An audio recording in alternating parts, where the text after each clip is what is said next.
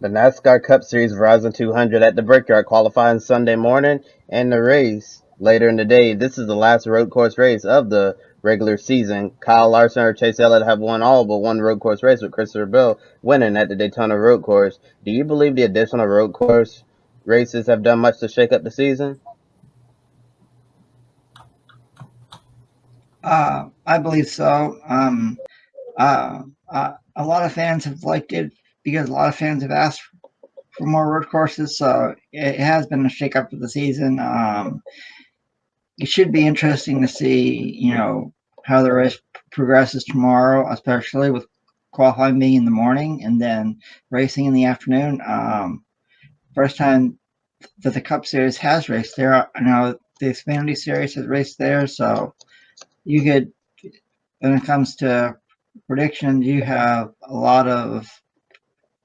the regular road course people like Kyle Larson, Chase Elliott, having a shot to win. But there could be a surprise winner tomorrow. You know, we're gonna do our pick a winner at the end, but I'm not gonna say now who I'm picking. So you'll have to wait later on in the show to see who I've got.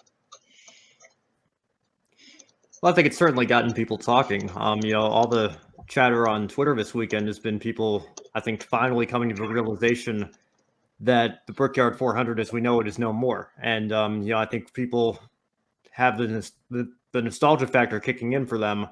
But at the same time, I think when you look at where the Brickyard 400 was in 1994, 1995, when it was just getting started, when it was still this huge, massive event with so much hype surrounding it, to the turning point in 2008 with the whole tire situation with Goodyear, and people were saying, what would NASCAR Twitter, how would they have reacted to that?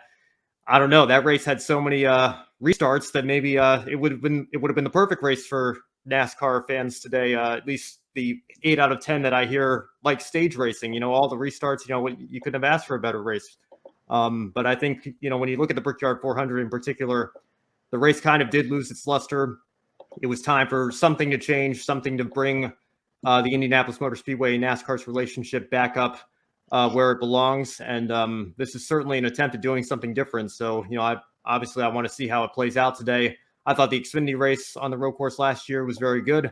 So we'll see how it goes today. But in terms of looking at the schedule as a whole, you haven't seen as much diversity as you might expect. You'd see some surprise winners in the road courses. It's mostly been the Kyle Larson, Chase Elliott show, and we know those two with Hendrick are threats to win on any given race weekend. Christopher Bell did get the win at the Daytona road course, but you can argue Chase Elliott should have gotten the win if they hadn't thrown the caution for the non-existent pop-up rain shower. So I think when you look at what's going on with road courses right now, it is kind of fun. We do almost have road course ringers again with Austin Cindric, AJ Allmendinger running part-time. But I think in NASCAR, when you look at how popular the road course races have been in recent years, you certainly need more than 2 on the schedule. Now, I don't know, expanding it to 6 or 7, maybe. I don't know that we need to go beyond that any further. But when you look at the popularity of the road courses compared to the mile and a half, which we certainly had plenty of on the schedule the last decade or so in particular, I think NASCAR has done a good thing trying to listen to its fan base, give them some more road courses to watch, and go to tracks that maybe like Indianapolis, like Daytona, have a road course on the infield, a different layout that we could use if we have to go to the same venue more than once a year. So I think I've got to give NASCAR a lot of credit for trying something different. But in terms of how this race is going to go today, I want to wait to see how it plays out this weekend before I give my final judgment. And some breaking news from the NASCAR Xfinity Series: Michael Annett unfortunately is not able to go for today's Xfinity race. So the road course king himself, Chase Elliott, is going to be in that number 1 Chevrolet. So the NASCAR Xfinity Series regulars going to have to watch out, because I'm sure they did not expect to see Chase Elliott hopping down in the Xfinity Series. So AJ Allmendinger, Austin Cindric, Ty Gibbs, you're going to have a little bit more competition if you want to go out there and win the race. And moving back to the Cup Series, one shakeup from Watkins Glen that could materialize into something more significant is Christopher Bell versus Kyle Larson, the 2 stars also on the dirt. Larson spun Bell out, and Bell isn't interested in talking to Larson right now. Both have raced each other on dirt all over the country for years now and have shown mutual respect. Are you surprised that Bell refused to chat with Larson initially? Do you think he should have responded? Yeah, well, beyond just the fact that Christopher Bell and Kyle Larson aren't exactly the two drivers that I would expect to get into a kind of grudge like that where they're not even on speaking terms. There is a mutual respect between the two of them given their racing history on dirt. And I think if Christopher Bell really wanted to do the right thing here, if you look at the incident, I say like 9 times out of 10, I feel like the car on the inside is the one that's more at fault there. But Bell really, I mean, Larson was all the way up on the curb, didn't give him so much room going into the corner. I think that one really you just have to chalk up as a racing incident more than anything else. So if he really took a look at the incident objectively, I would have liked to have seen him at least reach out to Larson and have them talk about the situation a little bit. Instead of not even being on speaking terms with each other. But it was kind of surprising for me to see those two in particular. They're not exactly the ones that I would expect to be in some sort of conflict or argument like that.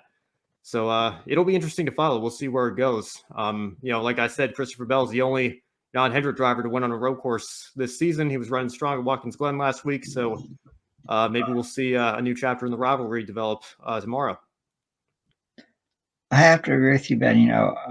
Really surprised that we truly really haven't had a rivalry in NASCAR for a long time. So maybe this is one that started at Watkins Glen. Should be interesting to see down the road how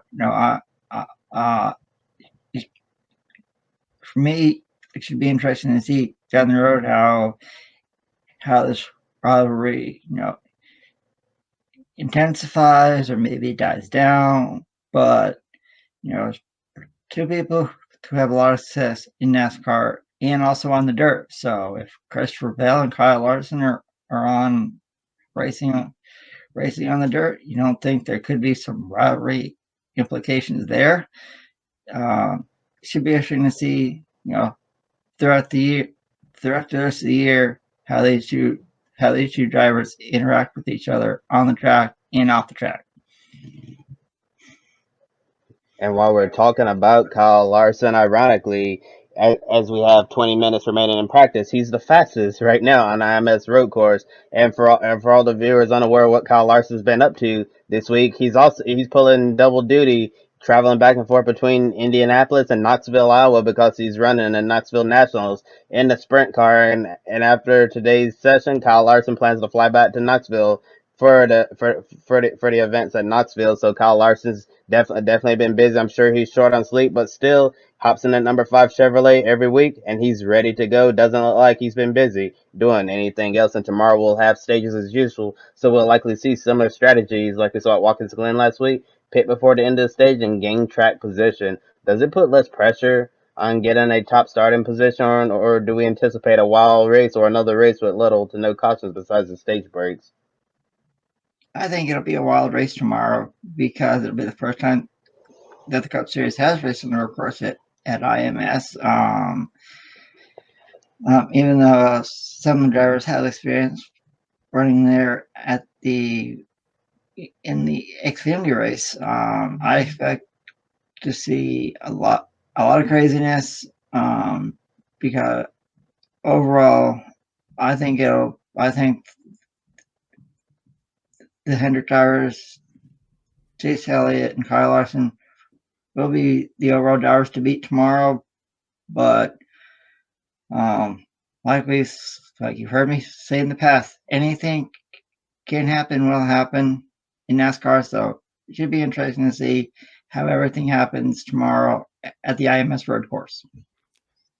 Yeah, I don't want to repeat myself too much. You can just go back and watch last week's show for my general thoughts on stage racing on road courses. And, they certainly haven't changed in the last week. I'm not a fan of it. I don't think, it's done anything to benefit the racing. If anything, it's hindered the quality of the race because, you see a mix of strategies between guys who need to go for stage points. And so they don't pit before the caution, but guys who are just going for a win, and particularly today, guys who maybe need a win to get into the playoffs because they're too far back on points. You might see them short pit before the stage ends because they know when a caution is coming, and they know that it's going to set them up to be in one of the front rows on the restart. So, I think stage racing on the road courses, like I've said, it's not something I'm a fan of. It does give you a little bit of an option for strategy if you're starting towards the back.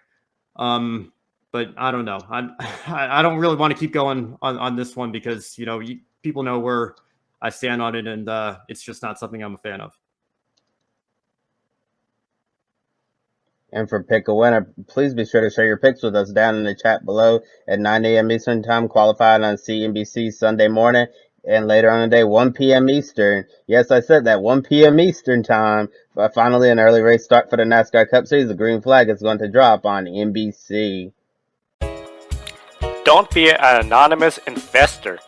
Join the stock market social media platform, public.com.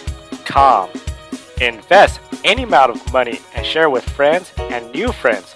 Discover new opportunities, such as new companies and potential business partners, and useful tools for beginners, and share your experience with friends on public.com. Link in the video description gets you $5 for being a Grid Network viewer. Use the referral code GRIDnet for your free $5 to invest and start investing and networking on public.com.